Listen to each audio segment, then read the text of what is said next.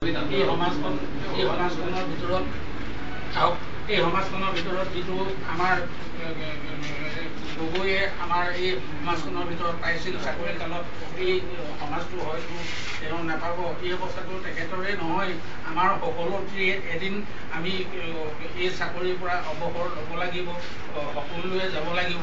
এইটো চিৰ সত্য। যেনেকৈ জন্মিলে মৰণ হয়, ঠিক তেনেকৈ আমি চাকৰি সোমালে এদিন অৱসৰ গ্ৰহণ কৰিবই লাগিব। তেওঁ যে অৱসৰ গ্ৰহণ কৰিছে এইটো কথা নহয়, আমি সকলোৱে এদিন গ্ৰহণ কৰিব লাগিব। কিন্তু এটা কথা, গগৈ তেওঁ দিলটো বৰ ডাঙৰ। আমি তেওঁ 19 অক্টোবৰ মাহৰ 1949 চনত তেওঁ জন্মগ্ৰহণ কৰিছিল। সেই সূত্ৰে তেওঁ 60 বছৰ হ'ল। আৰু আগতে তেখেতে ডিফেন্সত কাম কৰিছিলে, হয়তো অৰুণাচলত কাম কৰিছিলে। অৰুণাচলত কাম কৰাৰ সূত্ৰে তাৰপাছতে যেতিয়া আমাৰ অপেনিং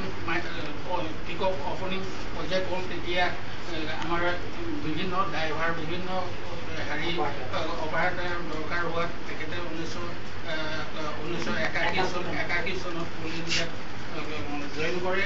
সেই সূত্ৰে তেখেতে আজি এই কোল ইণ্ডিয়াত 28 বছৰ চাকৰি কৰিলে।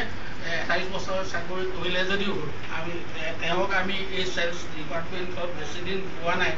আমি 3 বছৰ হ'ল। আপোনালোকে সকলোৱে জানে তেওঁ বিভিন্ন টিকটত কাম কৰিছিলে। টিকটৰ পৰা তেখেতক ট্ৰেন্সফাৰ যেতিয়া বলডোজাৰ এইবিলাক নাইকিয়া হৈ গ'ল, নাই যোৱাৰ পাছত ড্ৰাইভিঙত তেওঁ আহি মাৰ্ঘেৰিটা হেড কোৱাৰ্টাৰত তেওঁ